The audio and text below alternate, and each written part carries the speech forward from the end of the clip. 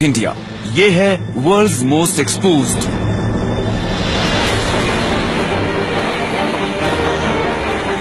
कुछ जगह ऐसी होती हैं जहां पर रेलवे ट्रैक्स बिछाना अच्छा आइडिया नहीं होता,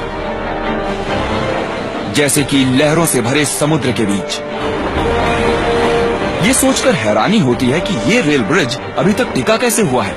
इस रेल रोड ने इतनी ज्यादा मुसीबतें झेली हैं कि आप इसके बारे में सोच भी नहीं सकते। इस ट्रैक का सबसे खतरनाक दुश्मन है Indian ocean.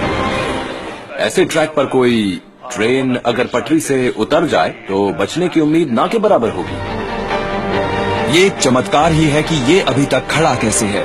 Pamban bridge, the world's most exposed railway.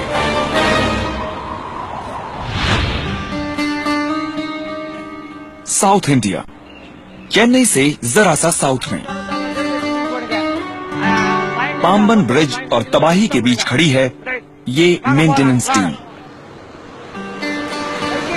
इनका मिशन, चाहे कुछ भी हो जाए, ब्रिज से ट्रेन्स गुजरती रहनी चाहिए। ये अपने काम पर जा रहे हैं, कई सौ मीटर अंदर समुद्र के बीच में।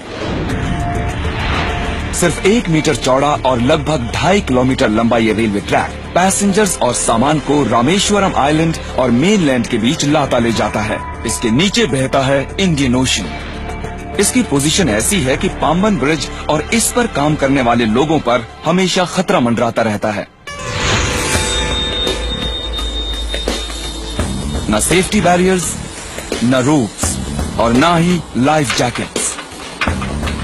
एजे अशोक कुमार इन हालातों में यहाँ हर रोज काम करते हैं। यहाँ किसी तरह की गलती की कोई गुंजाइश नहीं है। इस ट्रैक पर काम करना बहुत मुश्किल होता है। थोड़ा सा पैर फिसला और 100% डेथ। हवा भी बहुत जोर की चलती है। कई लोग मर चुके हैं। यहाँ पर इस तरह बहुत गहरा है ये पानी। जो भी इसमें गिरता है वो मर जाता है, क्योंकि हवा बॉडी को समुद्र की तरफ धकेलती है। इस लोहे के ब्रिज का सबसे बड़ा दुश्मन है जंग।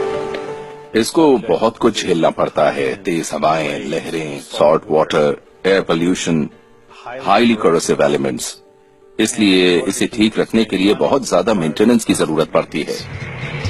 इसको जंग से बचाने के लिए अशोक हर रोज इस ट्रैक के सबसे ज्यादा जंग वाले हिस्से को उखाड़ते हैं और पेंट से सील कर देते हैं।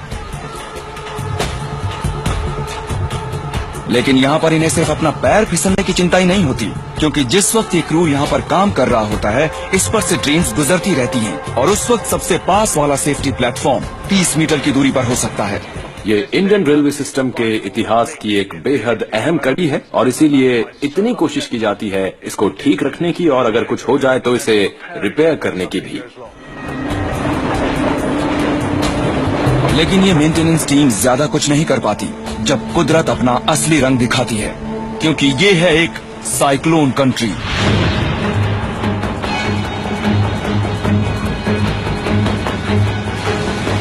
और जब कोई साइक्लोन समुद्र में उठता है तो लोकल सिर्फ ये दुआ कर सकते हैं कि इस ब्रिज को कुछ न हो। एस कैलेसेल्वम को याद है कि 22 दिसंबर 1964 को क्या हुआ था जब एक साइक्लोन आया था। ये आधी रात की बात है। बहुत तेज हवा चलने लगी। सब लोग अपने अपने घरों में घुस गए और दरवाजे बंद करके अंदर ही बैठ गए। फिर अचानक घरों की छतें उड़ने लगी और पाम के पेड़ गिरने लगे और कुछ भी नहीं बचा। अगली सुबह गांव वाले ये देखने निकले कि कितना नुकसान हुआ है। सुबह 6 बजे जब सबने देखा क्या हुआ है तो साफ पता चल रहा था ब्रिज को बहुत ज्यादा नुकसान पहुंचा है। ब्रिज टूटकर समुद्र के पानी में गिरा हुआ था। सिर्फ पिलर ही साबुत बचे थे उसके, बाकी सब डूब गया था। ये ब्रिज जो 1914 से यहाँ था अब टूट चुका था। ये बात सच है कि बहुत से गांवों में भी भारी तबाही मची थी, पर इसके बावजूद सबसे पहले इस ब्रिज को बनाया गया। हैरानी की बात है कि सिर्फ 46 दिनों में पुराने ब्रिज के बचे हुए हिस्सों पर एक नया ब्रिज बना दिया गया। जिन्होंने ये ब्रिज बनाया था, आज उनकी नेक्स्ट जनरेशन इसकी देखभाल कर रही है। ये सच में काबिले तारीफ की बात है कि ये रेलवे अब भी इस्तेमाल होता है। ये एक सबूत है इस बात का कि जिन इंजीनियर्स ने इसे बनवाया था वो सच में कमाल के लोग थे, और जो इसे मेंटेन कर रहे हैं वो भी कुछ कम नहीं है। आज का दिन अच्छा रहा। कल ये फिर से यहाँ वापस आएंगे और अपने इस खतरनाक काम में जुट जाएंगे।